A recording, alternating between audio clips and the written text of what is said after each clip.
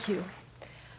When I was first told that the main theme of today's discussions was going to be around the idea of icons, as a historian of the art of the Islamic world, I was a little concerned that I might be brought into a discussion on the theme of the role and the production of images within Islamic art, because that can be highly controversial, is very misunderstood, and is incredibly complicated to talk about. So I thought I would actually do exactly the opposite and talk to you and explore with you, really, the question of what happens to the artistic imagination in a world without icons. Now, an icon within a religious tradition is usually thought to be a human or humanoid figure, and this figure is, of course, very much associated with divinity. So Hindu gods, Buddhist deities, Christian saints, Greek gods, we are familiar with these images. We understand that a lot of their meaning and their power come from their association with the divine. But Islam is an iconic religion in that there is no image that accompanies the idea of God. And by extension, other sacred figures within the religious realm are also generally not depicted. Now, of course, there are many exceptions to the rule, and the production of figures in Islamic art does take place, but within the religious sphere, it's by and large an aniconic world, a world without icons. So what does this do to the artist? What is the incredible leap that the artistic imagination has to make to somehow effect perhaps the same response in people as they would if they were depicting an icon? A sense of the divine, a sense of sort of spirituality, greatness, and all the responses that you might have if you were in a temple or worshipping one of those images. Now, I should say that this is not just a pedantic art historical point. This is a major mindset that has given rise to some of the greatest monuments, artworks, and art concepts anywhere in the world. And it's something that a lot of people have bought into for a very long time.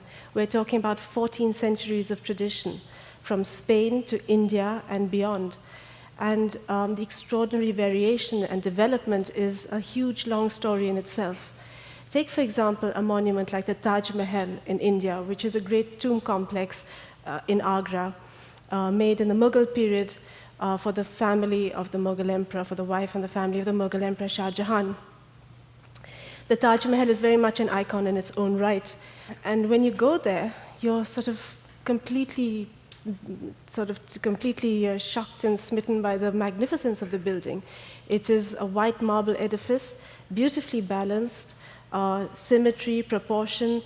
These are the things you experience, a mirroring of spaces, reflections of the building itself. All of these are very masterfully brought in, and it's only when you leave the building you might think that you hadn't seen a single human figure, but it didn't matter. You don't even think of it in those terms because everything else completely eclipses and obliterates the sense of the human figure and what it might or might not mean to you in that context. Now, internal spaces in the Islamic world are also wonderful, just as the exterior profiles of buildings can be. The interior spaces are also wonderful in the way that they master a non-iconic sort of idea. So, for example, in this case, where you see the interior of a section of the fort in Golconda down in the southern part of India, you see, again, walls that have niches that are empty and arches that recede and develop into sort of long corridors. This idea of repetition and void, all centered around a room that is, in fact, at its heart, empty again, are some of the masterful solutions that Islamic architecture offers. Let's think about surface for a moment. One of the most characteristic aspects of Islamic art and architecture is the nature of the surfaces that you see in the Islamic world. And these surfaces can be the skins of buildings, or they can be the surface of textiles, they can be manuscripts, they can be objects. All over surfaces, you have this extraordinary language of pattern and ornament that extends to cover the entire space or the entire surface. And these mainly take two forms. One is the extraordinary mastery of geometry, the language of geometry, where brilliantly calculated stars, hexagons, squares, circles are all woven together overlapped in such a way to create a kind of surface that is filled with different sorts of patterns. And another variant or related aspect of that is the world of the arabesque, scrolling vines that again go over various surfaces and they move, they bear blossoms, some of them are real blossoms, some of them are invented, but in either case they completely take over the exterior sort of surface that they're decorating. I'll think about the senses for just a moment.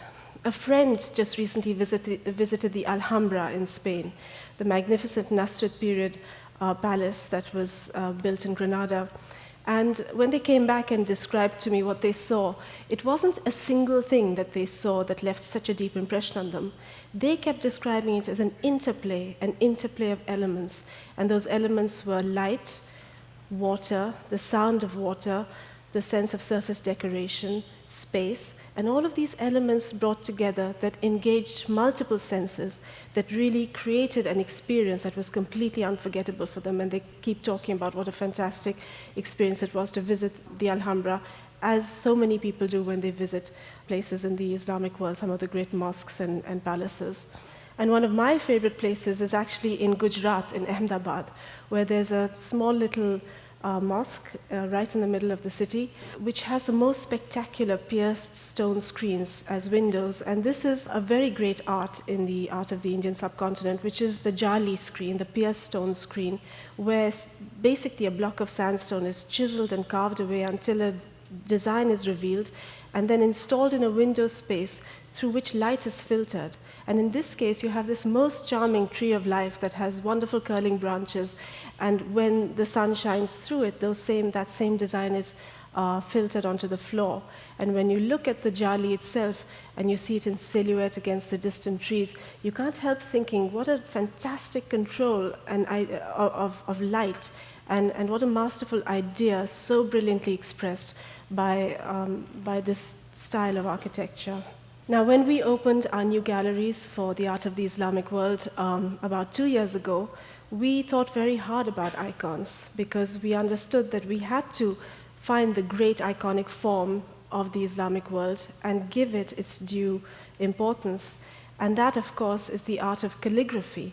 Calligraphy, which is the art and the practice of writing out the sacred letters of the Quran in Arabic, became a great art. Its prestige, because of its association with the Quran, the holy book, extended into many different spheres of calligraphy and writing, and many varieties of styles came to be evolved. And so, in fact, when you enter our galleries upstairs, the very first object you see is this very simple black and white bowl. You can see that the principal decoration is that of calligraphy, black letters on white, which are arranged around the edge of this vessel. Now, those letters are actually not Quranic, they are not religious. They give you, the owner of the bowl, a very sensible piece of advice. They say, preparation before action protects you from regret. And that's an idea worth spreading. The contemporary artist Zarina Hashmi, based right here in New York City, created this work, a simple piece of gold with slits in it. And when I asked her what she was thinking, what she was creating, she said she was thinking of the prophet Moses, and she titled this work Blinding Light. It can be argued that when the artistic imagination is not confined to an icon or a single point, abstraction and metaphor become extremely developed and very, very powerful. And that's one of the ideas that came to me when I engaged with this work. And lest I leave you with the impression that it was only the Islamic world that came up with this big idea of an iconic world and how to fill it, I would like to remind us all that in the early centuries of Buddhism, way before the quintessential image in our minds that we associate with Buddhism is that of Buddha himself seated in the lotus position at meditation. Before that became a completely entrenched idea in our minds and a great symbol of that whole religious tradition. For the first 5 centuries or so of Buddhism, Buddhism was deeply aniconic too. There was no image of Buddha. And instead, symbol took the place of the figure. Symbol took the sort of role of the icon. And stupas, or sacred mounds such as this were really the principal symbol that you saw all over the Buddhist world. So now that we've talked a little bit about the idea of an aniconic world, a world filled with pattern and color and form and symbol and metaphor and abstraction, you might ask, where is the human in all of this? Do we need to see a reflection of ourselves in the things that we make? Now, as part of our galleries, one of the little mini projects that we did within the larger space was to create a Moroccan court based on the fact that we have columns of the 15th century on both sides of the court. And we wanted to have the columns installed in such a way that everything around them was created specifically in the style that would have been appropriate. And to do that, we actually engaged a group of artisans from Morocco, from Fez in Morocco, who came and spent about the better part of a year working with us in that space. And of course, this was an opportunity for us to engage with artisans and with artists, and it was a wonderful creative project. As the days went by and the craftsmen were working, chipping away at those surfaces, carving them into the most extraordinary range of patterns, some geometric, some vegetal, some arabesque-based. Every day, they did a little bit more, and slowly the patterns began to emerge. It's a completely non-figural space, but it's filled with sort of stylized vines and other sorts of images. It came home to us again and again and again that in the end, the creation of a non-iconic, non-human filled space is a profoundly human act. Thank you.